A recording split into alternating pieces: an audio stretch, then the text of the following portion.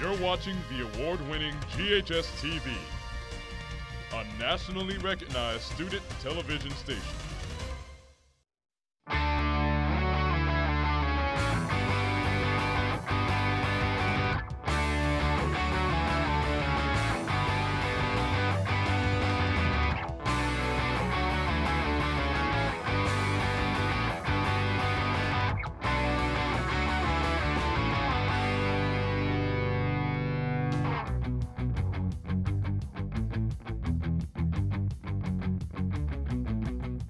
Hello, and welcome to this week's edition of GHS-TV's award-winning talk show, Crosstalk. I'm your host, Rachel Christopherson. Each week in this time slot, we take a look at different issues, personalities, and events that affect you and our community. March is Women's History Month, a time to celebrate the women who have made an impact on our communities and nation. This year's theme is Visionary Women, and there have been a lot of them throughout history. Women who have sacrificed their lives to end wars, violence, and who have fought for justice, including the right to vote. 2019 marks the 100th anniversary of the passage of the 19th Amendment in Congress, which gave women that right. Now, women are running for U.S. president, and while the glass ceiling hasn't been broken just yet, it's only a matter of time. Here to talk about how the role of women has evolved is Leslie Petit, Associate Professor at Rhodes College. Dr. Petit, thank you so much for talking with us. Oh, sure. It's a pleasure to be here. Well, since you do teach about women's history and women's issues, how do you celebrate Women's History Month? Well, the classes that I teach, it's Women's History Day every day. The ones I'm teaching right now, I teach a class on first wave feminism and American modernism. And so we're actually talking about the moment right before women get the right to vote around 1920. I also teach a class on Introduction to Gender and Sexuality Studies, which is a class that looks at first wave feminism and then also second and third. Things that happen that are special in March. At Rhodes anyway, we have a symposium of undergraduate research where our students from across the disciplines present their original scholarly and creative work around questions of gender and sexuality. And that is timed consciously to coincide with Women's History Month. Well, in your own lectures, what topics or themes do you usually focus on? Well, let me think. So a few of the things that that resonate throughout history when I'm talking about gender, so anything from first wave feminism to well into the 21st century, questions of autonomy, right? Of being able to be a subject and make one's own decisions about one's career or one's family, one's reproductive health, right? As opposed to being as opposed to being an object, as opposed to being passive. That's a theme that resonates in in most of feminist theory. Well, why is it so important to specifically highlight women in literature and lessons? For a long time, women's voices weren't heard. Anna Julia Cooper in 1892 said, that every woman must raise her voice, right? And that the women's rights weren't just about women, that was about the whole human race that needed to hear women's voices. And so one of the things that's happened in literature in particular is that over the years, and it's been a long time now, there's been a lot of recovery work around finding women's voices, finding women's literature, and bringing those into the classroom. It just enriches the it enriches the human story, right, and the human perspective. Well, who are some of the names that have helped pave the way for women? Well, let me think. So in literature, I would say there are a host of American women writers. Kate Chopin, again in the late 19th century, which is a time that I write in, was writing amazing work that got kind of lost to history. A novel called The Awakening, for example. Ida B. Wells is a Memphian, or a partial Memphian, and she launched the International Anti-Lynching Campaign in the 1890s. She's an African-American woman who had seen some of her dear friends lynched. And she was a powerful journalist as well. I could go on. I could give you lots of names, but maybe some more will come up as we keep talking. Well, before the 20th century, women's roles in society were very limited. Can you talk about the expectations of women? Sure. So one of the concepts that I talk about a lot in my classes, and it's often to talk about how this concept was changed over time, is the cult of true womanhood, which is a phrase coined by a historian named Barbara Welter. But it basically says that in antebellum America, that piety, purity, domesticity, and submissiveness were the ideals of womanhood. And of course, that means someone who is in the home, right, who is morally pure, physically pure, who is interested in being other-centered and raising her children and taking care of her husband, staying out of politics, staying out of the public sphere, right? We also talk about how this is definitely a middle-class white ideal, that not a lot of women actually had access to being in the domestic space, but yet that was the ideal that all women were judged by. Why do you think women were upheld to the standard? Well, I think that it complements what men saw as their roles, especially, you know, white, middle, and upper class men, which was to be in the public sphere, to be in politics, right, to be worldly, to be professionals, and that particular ideal crystallized around the time that we moved away from an agrarian model in the U.S. And so we had a more industrial economy. We had an economy that had folks going off to work in the morning, men going off to work in the morning and coming back in the evening, right? And so the split between the public and the private became a lot more pronounced. Well, one of the biggest advancements in women's rights came with the passing of the 19th Amendment. And you wrote a book about the years leading up to this historic vote. How did the movement begin? So that's a nice segue. The movement actually began, it solidified in 1848, all right, around the Seneca Falls Convention, which happened in upstate New York in July. Elizabeth Cady Stanton and Lucretia Mott brought together a group of about 300 people, specifically to talk about women's rights. And many of the things that they were interested in had to do with the results of that cult of true womanhood. So women didn't have access to education, they didn't have access to professions, and as became more and more important, they didn't have access to a political voice, they couldn't vote. And so that was what we think of as the beginning of the suffrage movement in 1848, but it went on for about 72 years and it changed dramatically over time. Well, in the first election where women could vote, did women turn out? You know, it's interesting. They didn't as much as folks hoped. One of the arguments against women's suffrage was that, well, women are just going to not vote, or they're going to vote like their husbands and fathers. And in some ways at the very beginning that was true, but the number of women voting increased once women became more independent in other ways, once more and more women started working, you know, well into the 20th century. And so, you know, now women vote in droves, right? Mm-hmm. Well, while women have seen a lot of progress in the last 100 years, how, in your opinion, are women still being held back?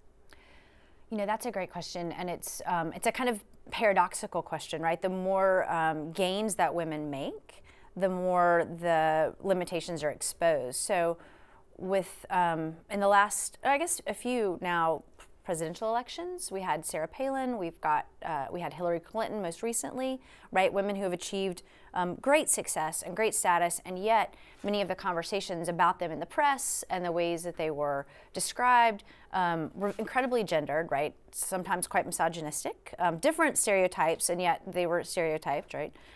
People talked about their clothes, or they were too aggressive, or not smart enough, you know, all kinds of things. And so that's one way. I think something like the Me Too movement, or the things we're finding out about the way that, you know, really high-paid actresses, for example, aren't paid as much as their male counterparts, right? Those things are coming to the fore in part because women do have more power and they have the ability to speak out, right? We also have, you know, we continue to have issues. You know, we had the Women's March, which is this really powerful example of solidarity and activism on women's part, but yet it was fraught with questions of diversity. You know, not enough diverse folks were consulted in the planning of that, and so, feminism itself is still struggling with its own limitations. Well, Dr. Petit, thank you so much for sharing your knowledge with us. Oh, sure. I enjoyed it very much. Thank you. When we return, we will discuss what one local organization is doing to empower women.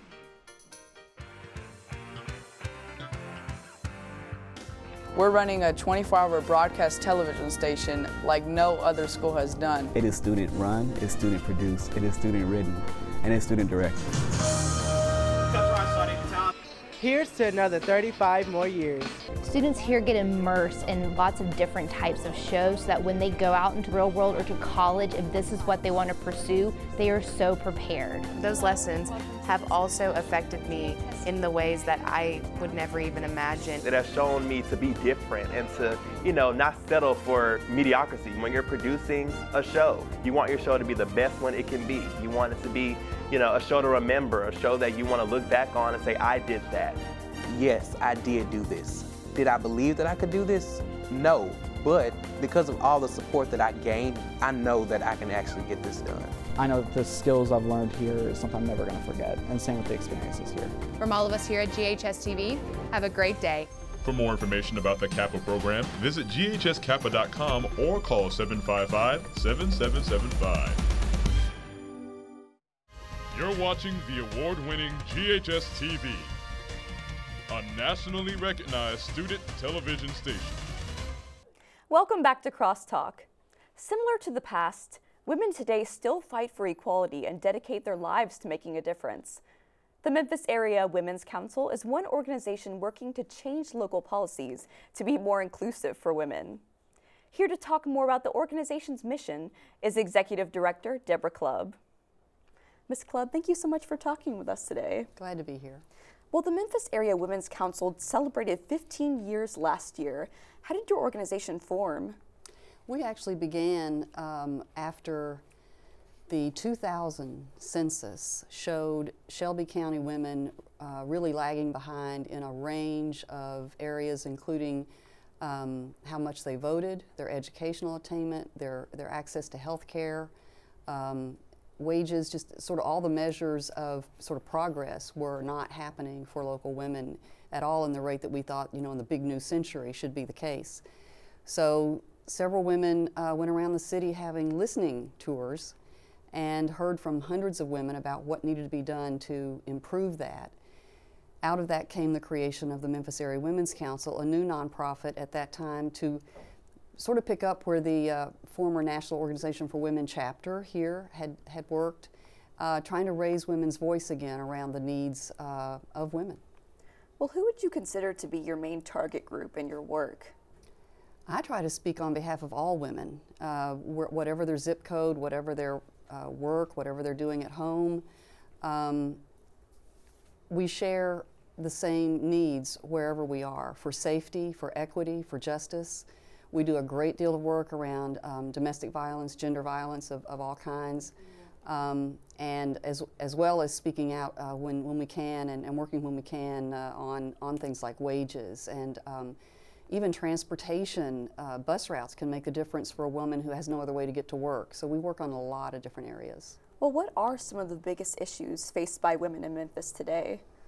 I really think that violence is a huge one.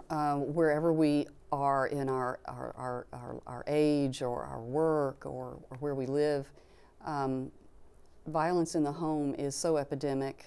It's not talked about in every situation, but it is epidemic. And I think if you're not safe at home, if you can't count on having a safe place at home and a place to get ready for work or to take care of your children or to be confident that life is going to be good, nothing else really works. So that's why we do so much work on trying to inform employers as well as the larger community about what that violence looks like and what we can all do to turn it around and make it stop. Well, what specifically is your organization doing to tackle the violence problem? Well, one of the things we do is participate in the city's Rape Kit Task Force, where all of the stored rape kits have now been tested and DNA results are coming in that are putting serial rapists and others through trial and into jail. We do an outreach to employers. We've trained over 1,000 people and how to recognize the signs when someone's trying to work despite being brutalized at home, and help her keep her job and make the workplace safe, and get her the help she needs to continue on with her family. And we are coordinating the Memphis Says No More campaign, which this year has faces of local teenagers as we try to reach a very young demographic about what we, in a foolish way I think, call dating violence, which is the same thing as domestic violence, intimate partner violence, but young people are caught up in these power dynamics and relationships that are very brutal. Well, last year you mentioned the Memphis Says No More, and last year you did partner with them at the Memphis Music Festival. What did you do there, and how did you help the community? We had what we called a safe zone in a tent there, and volunteers went through the crowd with the cards. This is our Says No More card. Just telling people that if they needed anything, if they were feeling unsafe or scared in any way, that we were up near the front gate, and we were there with counselors if anyone got misused by anyone else in the crowd. We were there to help, and we were right next to the medical tent, so if that was needed, it was right there.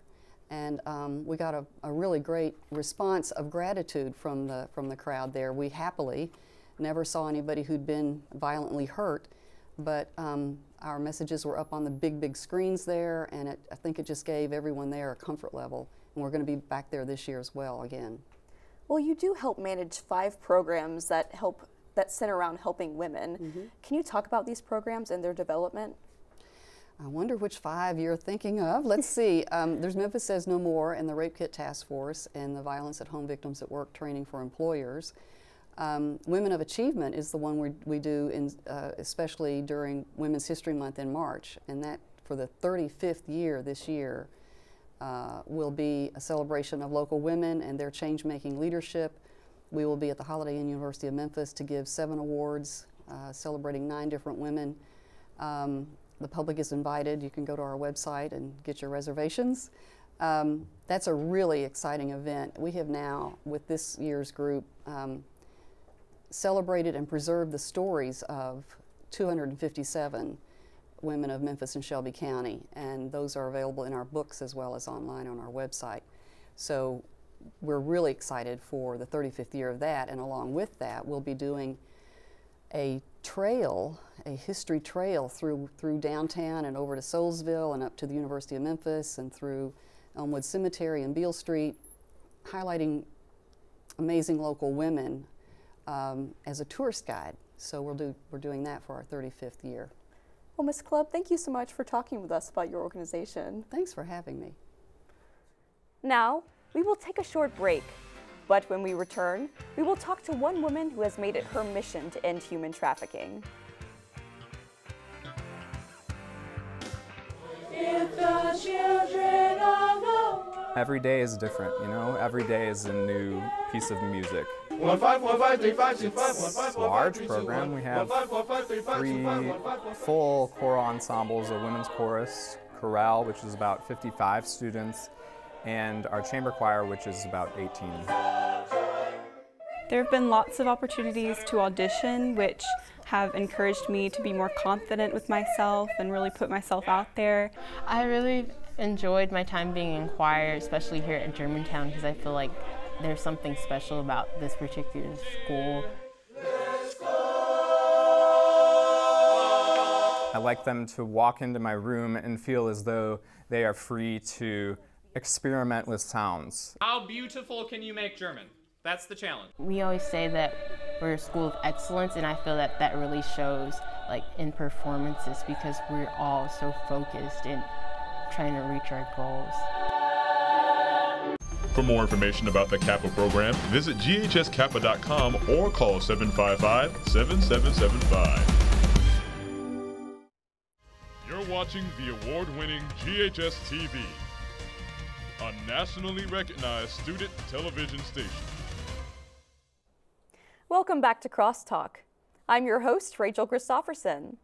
According to the Tennessee Bureau of Investigation, human trafficking is the 2nd fastest growing crime in the state.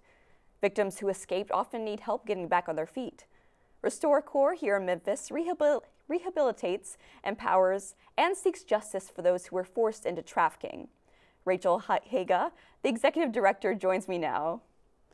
Ms. Haga, thank you so much for joining us. Absolutely. Good morning. Well, the TBI says trafficking is one of the top problems the state faces. What is Memphis's role in this problem? In terms of facing the problem, RestoreCorps is on the Tennessee Advisory Council with a number of other stakeholders, constantly on a regular basis addressing what pieces of legislation need to either be rewritten or sponsored, passed at the state level, and potentially even weighing in on federal legislation to close the gaps in how we identify human trafficking, how we address the needs of victims, as well as how we actually stop the demand and the creating stronger penalties and essentially risks for the trafficker and the buyer in the industry to continue. Well, talking about the problem itself, how are victims targeted and lured into this truly horrific situation? Honestly, the majority of it is like what's considered a Romeo pimp or a Romeo grooming relationship. And so that means that someone has, oftentimes we would like to think, a myth would be that trafficking exists or at least starts via something like Taken, the movie Taken, where it's a stranger, someone doesn't know what's happening, and they're kidnapped into it. And that story plays really well in the movies, but the reality is that telling anyone, any of our youth, stranger danger, and continuing that kind of teaching is not helping the problem, because oftentimes it's not going to be a stranger. Either the person is familiar because it's a neighbor, a family member, or they've even become familiar via social media, and so it feels as if it's a friend. Well, do you generally see a lack of education on the topic of human trafficking? I think so. I think that not only a lack of education, but just the pervasiveness of the myths around human trafficking. So we would like to believe, as I mentioned, that it's someone who is kidnapped or something that it's over there, that we would like to think that human trafficking is often an international population coming through the borders or an international population coming through even checkpoints and airlines, but oftentimes the majority of the local cases are domestic. So out of our 116 people that we served last year, only 4 of them were international trafficking victims. All the others were U.S. citizens. Well, what is RestoreCorps doing to alleviate the problem of misinformation? We do community equipping. So we do community trainings. This month alone, I think we're doing 2 or 3 nurses trainings. We're speaking at two conferences, 2 women's conferences at churches. We're just this week, we're with you today, Georgian Hills Elementary tomorrow, Kingsbury High School on Thursday for different events. And so going into schools as well as community organizations, conferences, anywhere that someone will ask us to come in and give us the platform to be able to communicate not only what it is, but how we as a community can be a part of stemming the tide. Well, what effect have you seen from educating young students about this? I think more and more students are aware, just like your student population inviting us to come speak to it, that I think that the reality of any movement, social justice especially through history, oftentimes starts with youth. And so when you actually give youth tools to not only not be victims, but be a part of actually changing the conversation, the willingness to have the hard conversations, I think oftentimes adults, we are so used to the norm that we're fearful of having the conversation that says we need to change something, whereas youth don't mind that conversation. They see that change is needed well before I think older people do. So I think actually giving them the tools and giving them the ways to have the conversations, the platforms to have the conversations changes it. Well, the RestoreCorps did begin in 2010 as the anti-trafficking team, Operation Broken Silence. Mm-hmm. Can you talk about your development and history? Sure. So in 2010, I had actually just returned from living in Cambodia and working with human trafficking survivors there. And actually a lot of what I did there was actually utilize sports and leadership training as a conduit of empowerment for girls living in a rescue home. And so there we were able to see the first wave of FIFA certified female coaches for the nation, the first national football team for Cambodia. And so when I returned to the States, I was acutely aware that change is possible, because even in somewhere like that, being able to see so much exponential change so quickly in terms of how females were seen. or how empowered survivors could feel. And so here in the States, I teamed up with a man named Ryan Dalton, who is an ECS graduate, and he was in law school writing legislation. So even thinking about youth, he was a law student, and he jokes that as a law student, you can actually write law, you just can't practice law. So he wrote 29 pieces of legislation that's now part of our 40+ pieces of legislation that have passed in Tennessee to make Tennessee #1 in our nation. So we began with a lot of legislation, constantly just doing the little thing and interacting with law enforcement to give rescue bags, coats, blankets, flip-flops for someone who's just been rescued. And then by doing those small acts of, I would say small acts of faithful service to law enforcement and just showing up when they needed someone else to fill in that gap for service to the survivors, we have eventually evolved into an organization that runs 2 safe houses, that is on an advisory council for the state, is on a federal task force for this region. Well, speaking of service, as I mentioned in the introduction, your mission is to eradicate human trafficking by empowering survivors, equipping communities, and seeking justice through systematic change. How did you choose these specific 3 core goals? I think that there's a Dietrich Bonhoeffer quote that says it is not enough to bandage the wounds of those trampled under the wheels of injustice, the victims trampled under the wheels of injustice, but we actually have to drive a spoke into the wheel itself. And so I think that absolutely we need to serve the survivors, we need to empower them, and not just serve them in the way that it might be easiest to, where you have what would be referred to as success, but really just be in the nature every single day, helping them recognize that they are powerful beyond measure, no matter how much complex trauma or how many lies they've been told by the trafficker. But then just serving the survivor doesn't stop the process. We actually have to stop the process through changing systems, as well as equipping the community to be willing to have these conversations so that we can change as a community, because really, the commercial sex industry exists because there's demand. And so we want to vilify the trafficker and we want to talk about the survivor, but neither would exist without this buyer wanting to pay and patronize the commercial sex industry. And so we have to be willing as a community to have legislation and conversations that stop the cycle and stop the wheels of injustice trampling and creating more victims. Well, Ms. Taika, thank you so much for talking with us today. Absolutely. Thank you for having me. A countless number of women have committed decades of their lives to making a difference. Whether it's in a classroom, courtroom, or overseas serving our country, they each are promoting the power of women. Remember, Crosstalk can be seen each week at 9:30 a.m. and 7 p.m. on Mondays and Thursdays, Tuesdays and Thursdays at 2 a.m., and 12 p.m. and 7 p.m. on Sundays. For more information on our programming, please check us out on the web at GHS-TV.org, where we are streaming live 24 hours a day. You can also check us out on Facebook and Twitter. I'm Rachel Christopherson. From all of us at GHS-TV, thank you for watching Crosstalk, and I hope to see you again.